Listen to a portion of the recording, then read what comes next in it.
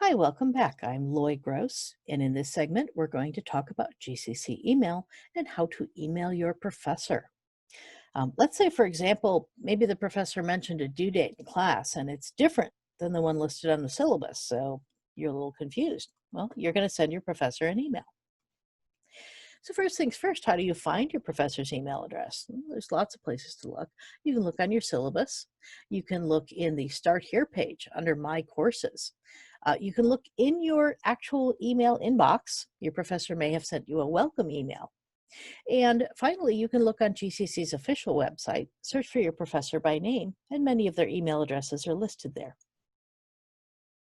Having found your professor's email, the fastest way to get into the official college email is through the official college website.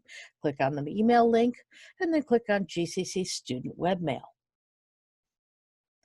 You have one NetID and password for all official GCC sites. Hopefully, you've already been logged into Blackboard. But if not, IT should have sent you a screaming yellow piece of paper by postal mail. It gives you an email address, a NetID, and an initial password. If you don't have those, you're going to need to call Help Desk. It's 1 866 614 5004, and they can help you find your NetID and reset your password. Once you do get into your GCC email looks pretty much like any other email program you've ever used. In fact, if you've ever used Gmail, you're in a great deal of luck. GCC email is contracted through Gmail, and so the commands pretty much work exactly the same. Here's a side quest. If, and only if, you have a personal Gmail account, you can tell which email you're looking at with the account indicator. It's in the top right-hand corner of the screen in a little circle. Click on that indicator and you'll be able to change accounts. You can see that I have several accounts listed here, and that way you're logged into all of your email accounts. You can switch back and forth instead of logging out and logging back in again. Okay, so now we're on to step 3 and we're composing our email. We'll start with the big compose button in the upper left corner. And here we can see an awesome email from Friendly T Student about our due date conundrum. Composing the email carefully, Friendly Student has used proper grammar and spelling, taking care to present a professional image. Additionally, Friendly has made each sentence that contains a date a separate paragraph. That way they're easy for the professor to find and pick out of the email. Friendly T Student has been very careful to include their full name at the bottom of the email.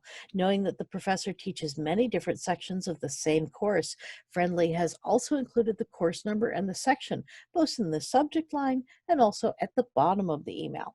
And this will definitely help the professor to locate the proper deadline because it might be different for different sections, and Friendly will get a quick response.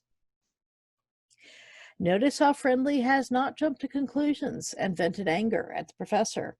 Friendly might be very upset that the due dates don't match, but they've worded the email as politely as possible.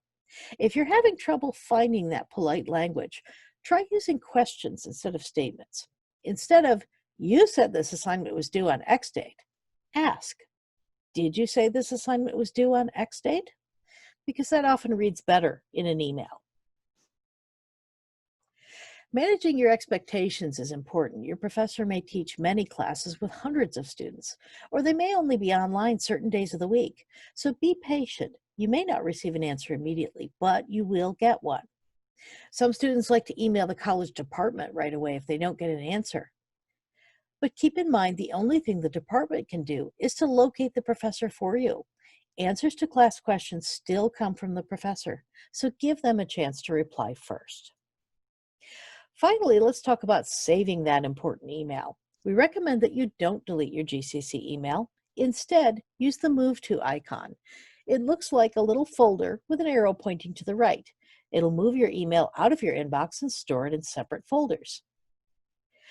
From the Move To menu, you can create new folders as needed. A popular way to organize is to create a new folder for every class that you're taking. And that way, old email doesn't clog up your inbox, but it's still accessible by search, should you ever need it. And that's how to email your professor. Here are a few email activities that you can use to freshen up your skills. Take a walk around the college email system, and I'll see you in the next video.